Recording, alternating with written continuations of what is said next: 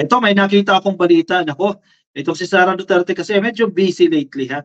Busy si Sara Duterte sa sobrang hectic niya. Siyempre, busy presidente na siya. Tama, nagra-rhyme. Busy presidente at DepEd secretary na siya. May mga nakakalimutan siguro, kaya may mga nade-delay. Ano ba to? Tapos nag-join pa siya dyan, sumasawsaw pa siya dyan sa issue ng pag-aresto kay Kibuloy. So may mga nakakalimutan, mga hindi na pa-prioritize itong si Sara Duterte. O ito, nabasa ko ito sa Philstar. Ako, Philstar, ibabash kayo niyan. Bakit nyo binabash? Bakit nyo sinusulatan ng negatibo itong si Sara Duterte? Kaya no, negative itong balita ng Philstar niya. No? Sara Duterte urged to fix delays stalling work of Teacher Education Council. Supposedly kasi gumagana na yung Teacher Education Council. Ang pinaka-purpose niyang ka-coffee, gumawa ng mga plano para mapahusay pa yung ating mga teacher sa pamamagitan ng training. Kasi pag magaling yung teacher, malaki yung chance na mapapasa yung galing niya doon sa estudyante. Pero pag mahina ang teacher, ano matututunan ng bata, di ba? So kinakailangan ng plano, kinakailangan ng roadmap para paano pa mapapahusay yung mga guro para mapaganda rin yung kalidad ng edukasyon natin. Pero delayed. Hindi makakilos dahil may tinulugan ng dokumento.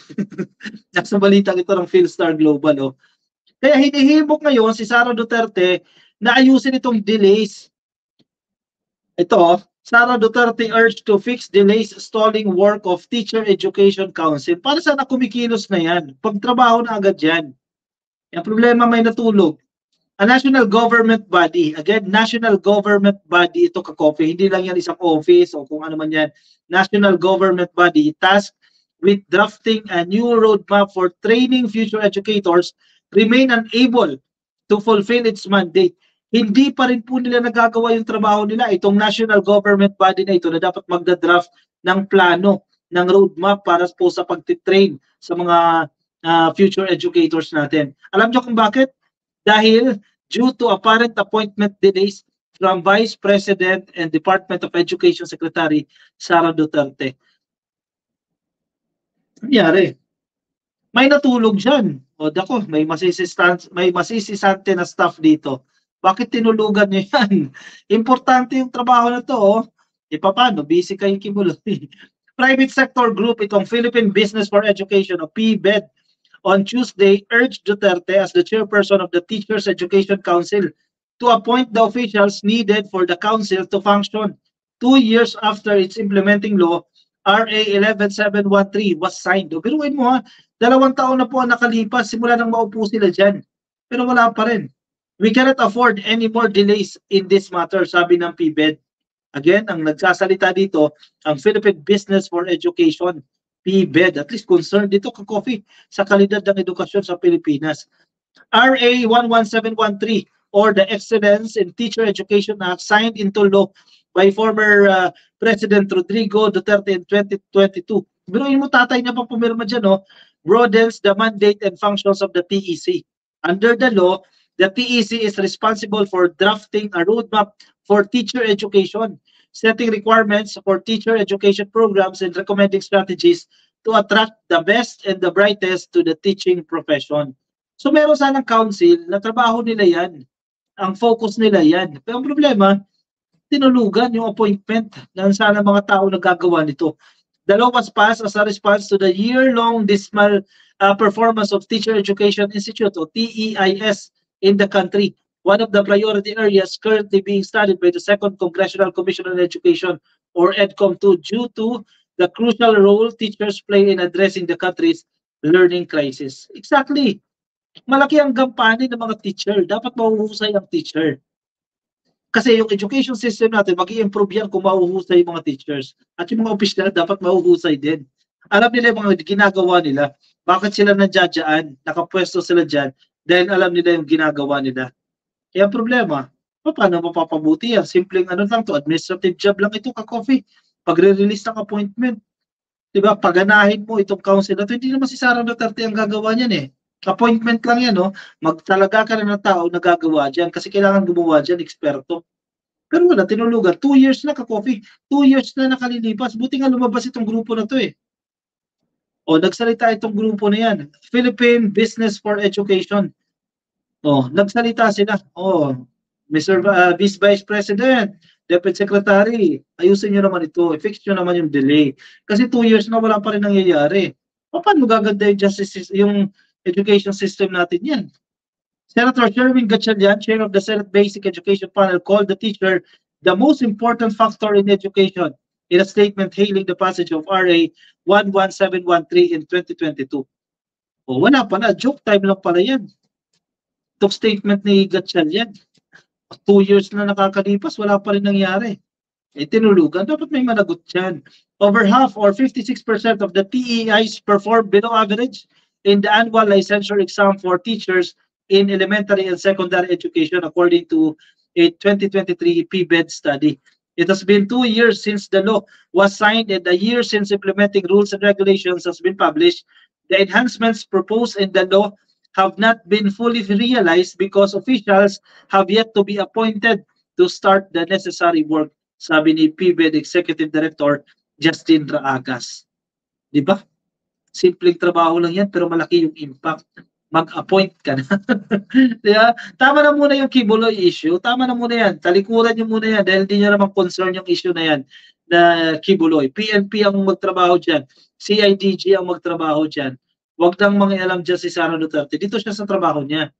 You know, simpleng appointment lang yan para kumilos na yan. 2 taon na nakalilipas.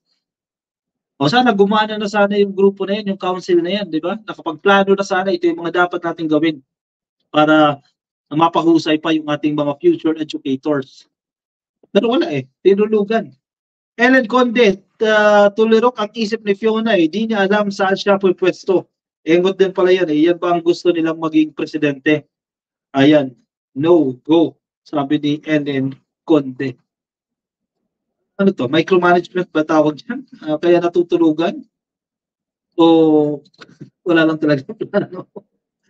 Ram J. Negros Island, like daw, wag matakot, takot ang China sa gera. Nagtatapang-tapangan, pansin ninyo na wala nga silang experience na makidigma. Binomba sila ng tubig ng Japan, umaligid sila sa kalapit na teritoryo. Sana naka-coffee, ganyan yan. Pero syempre, iba rin Di ba, nangunguha ng gamit.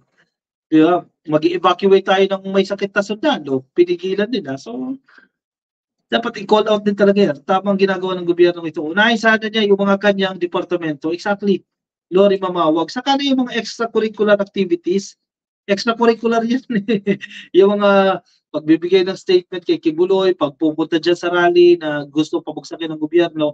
Saka na yan. Focus dito sa education, di ba?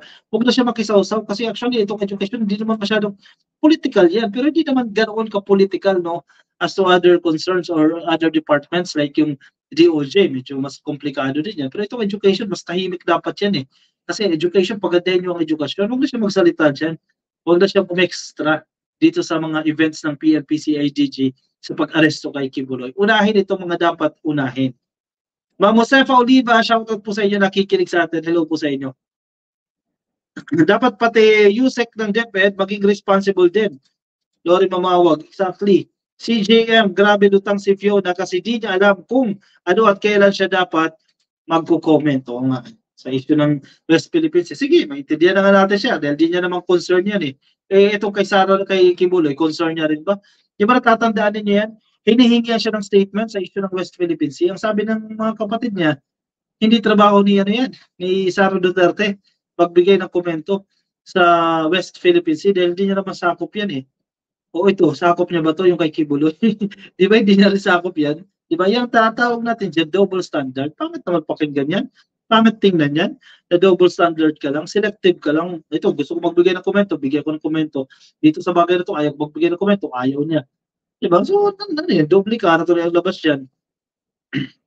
Llanero 143, JP, marami po kasing silaw na silaw sa pera at walang kabusugang ilang namumuno. Yun na nga. Jem Coloma, hello idol, watching from Hong Kong. Happy viewing po sa inyo. Nakikinig po mula dyan sa Hong Kong. Kay Evelyn Alcantara, thank you for tuning in. Kay Henry Paleracio, kay Rosario Mahinay, thank you po sa inyo. Kay Sally Evangelista, nakikinig po nandiyan dyan sa Facebook.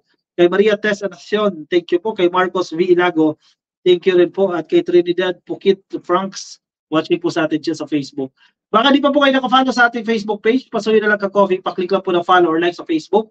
At kung nasa YouTube po kayo, please click lang po ang subscribe. Ayan, nandiyan dyan sa baba, click nyo lang po ang subscribe. Alright, sige. Bilis ha, ng oras sa 43 minutes na po nakalilipas, ako yung magpapaalam na muna sa inyo. Dahil bukas, holiday ka-coffee. Araw ng kasarinlan. Sana maging malaya na tayo ka-coffee laban sa China. At sa mga pro-China. Maging malaya tayo sa mga taong ito. Bukas na yan ka-coffee. June 12, 2024. Maligayang araw po ng kalayaan. Suportahan natin ang gobyerno ito para mag-succeed pa tayo, no? At tutulan natin itong mga mapanggipit at nang aabuso sa kanilang kapangyarihan. At yung mga dating opisyal na gustong mag-agaw ng kapangyarihan.